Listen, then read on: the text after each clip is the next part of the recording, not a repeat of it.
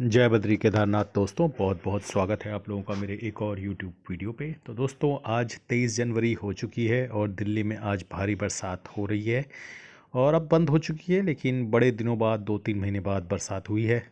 तो hopefully एक्वाई under control आ चुका होगा अब तक दिल्ली का। एटलीस्ट वो जो धूल वगैरह है जो उड़ रही थी 2 महीने से, वो अब सेटल डाउन हो गई होगी। अब खाली धुआं ही रह जाएगा, बाकी धूल कण वगैरह जो हवा में होते हैं वो तो सेटल हो गए होंगे। तो दोस्तों, चलिए बिना किसी तरीके शुरू करते हैं अपना इंड मनी ऐप के म्यूचुअल फंड पोर्टफोलियो से। तो इंड मनी ऐप के म्यूचुअल फंड पोर्टफोलियो में कल 7,000 रुपये का नोशनल गेन हुआ है। 9,17,000 इन्वेस्टेड वैल्यू है, 9,32,000 करंट वैल्यू है पोर्टफोलियो की। 14,000 का मुनाफा चल रहा है, लगभग 1.5%। 41,500 रुपये की SIP है, जिसमें से 30,000 की SIP कंप्लीट हो चुकी है। पारक पारिक में कल 1,200 रुपये का नोशनल गेन हुआ है और मुनाफा बढ़कर अब 4.5% हो गया। निपॉन लार्ज कैप में 893 रुपीज़ का गेन हुआ है, लगभग 4.25% का गेन है। ICICI लार्ज कैप में 621 रुपये का गेन हुआ है, लगभग 4.5% का गेन है। कोटक मिड कैप में 283 रुपीज़ का गेन हुआ है, लगभग 1.5% का गेन है। एडलवेज स्मॉल कैप में 398 रुपीज़ का गेन हुआ है, लगभग 0.5% का गेन है।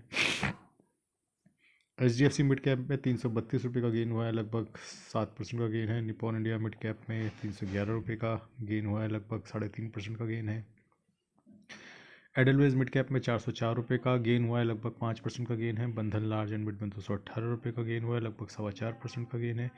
इन्वेस्को इंडिया मिड कैप में 172 रुपये का गेन हुआ है, लगभग 2.5% का गेन है। Invesco India large and mid में 150 रुपये का गेन हुआ है, लगभग 0.5% का गेन है। मोतीलाल ओसवाल मिड कैप में 20 रुपये का लॉस, 4.5% का लॉस है। HSBC स्मॉल कैप में 210 रुपये का गेन हुआ है, लगभग 5.5% के नुकसान में है। कोटक स्मॉल कैप में लगभग 231 रुपये का गेन हुआ है, लगभग 5.5% का ये भी नुकसान में है।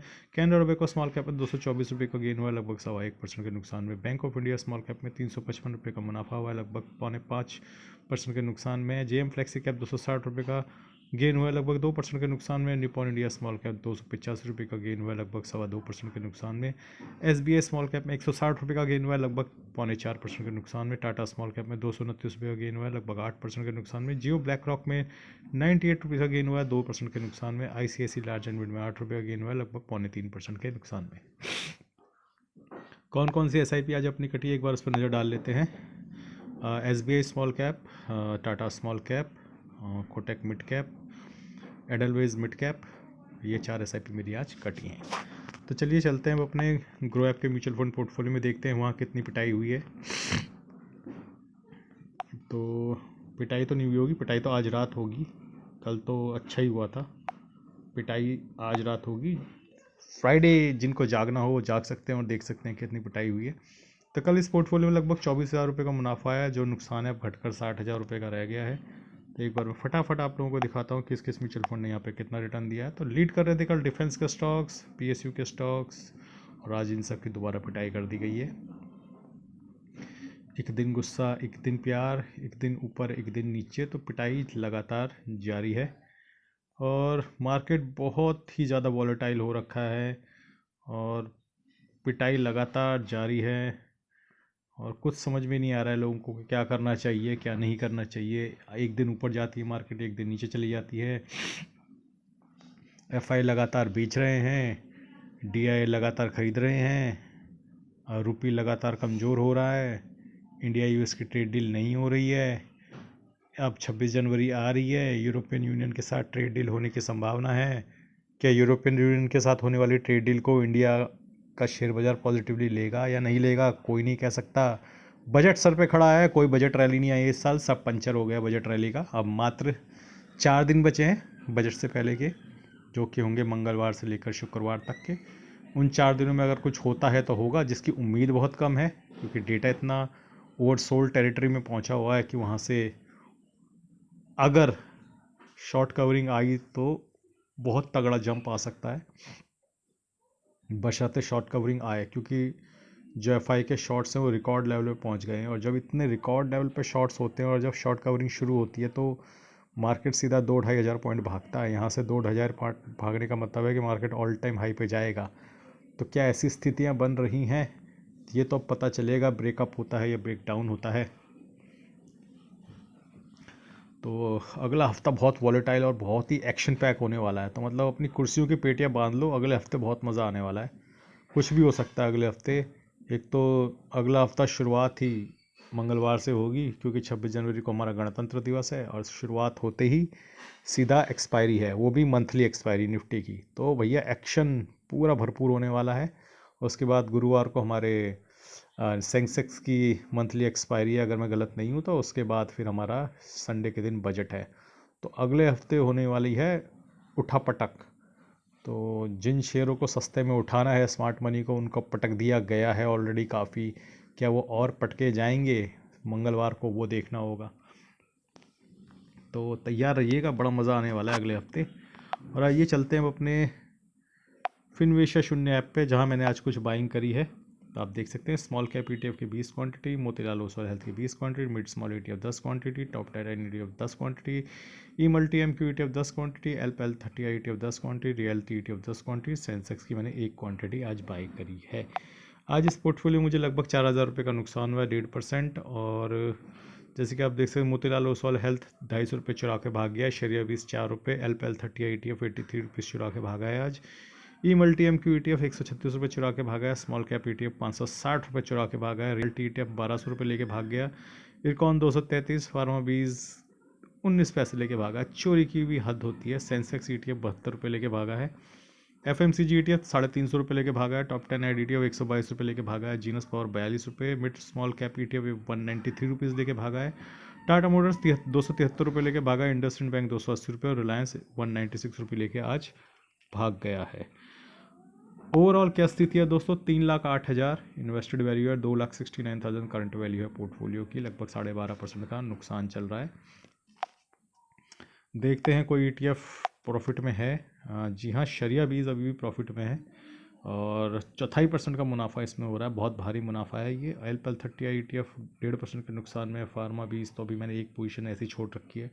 टॉप 10 एड ETF में लगभग 3.5% का नुकसान है। सेंसेक्स ETF में 3.5, E multi MQ ETF 4.25, mid small ETF 4, Reliance 4.25, FMCG ETF 4.25, health ETF 5%, small cap ETF 5.5%, realty ETF में 10% का नुकसान हो गया। इंडसइंड बैंक में 5,000 का नुकसान है, टाटा मोटर्स में 15,000, इरकॉन 4,000, जीनस पावर 2,000।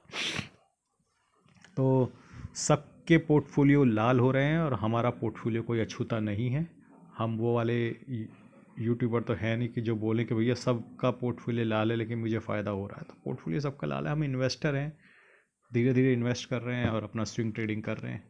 तो ऐसी परिस्थितियाँ आती रहेंगी, उन परिस्थितियों से लड़ते रहना हम एज अ ट्रेडर हमारी जिम्मेदारी है, एज अ स्विंग ट्रेडर हमारी जिम्मेदारी है।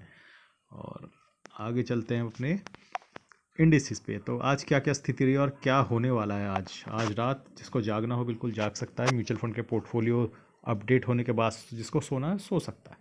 निफ्टी 50 लगभग 1% गिरा है और मिड कैप 50 जो है लगभग 2%, mid cap 100 1.8, mid cap 150 1.72, small cap 100 जो है 1.95, स्मॉल कैप 50 1.92, स्मॉल कैप 250 1.95। आज तो बहुत तगड़ी गिरावट हुई है दोस्तों, बहुत ज़्यादा, मतलब जो ऐसा देखने में नहीं लग रहा था, लेकिन गिरावट बहुत तगड़ी हुई है। मिड कैप और स्मॉल कैप तो फिर 2-2% टूट गए हैं आज।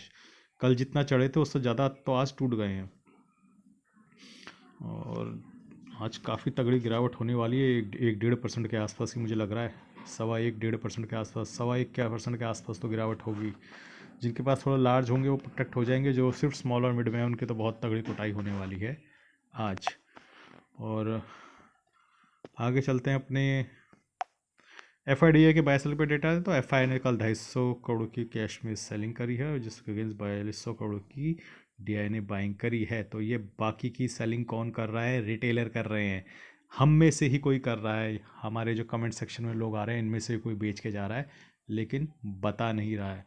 दोस्तों स्थिति बहुत ख़राब है, मोटिवेशन की ज़रूरत है लोगों को। कमर टूट गई है लोगों की एवरेज कर करके और परेशान हो चुके हैं लोग, क्योंकि मार्केट में कोई रिटर्न नहीं बन रहा है।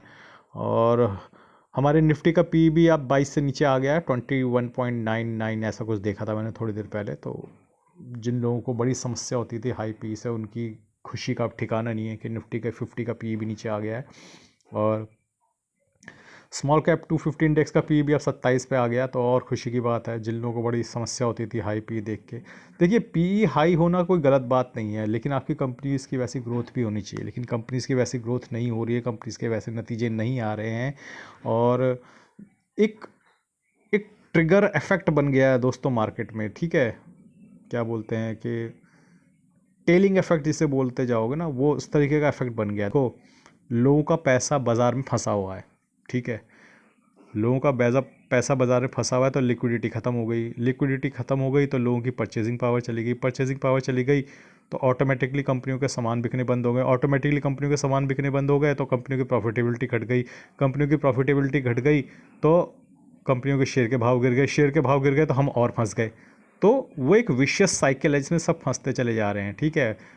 अब देखो कंपनियों का नुकसान भी हो रहा है, ना कंपनियों का माल बिक रहा है, लोगों का, आम आदमी का पैसा सब पोर्टफोलियोज में फंसा हुआ है, वो पैसा निकलने को तैयार नहीं है। और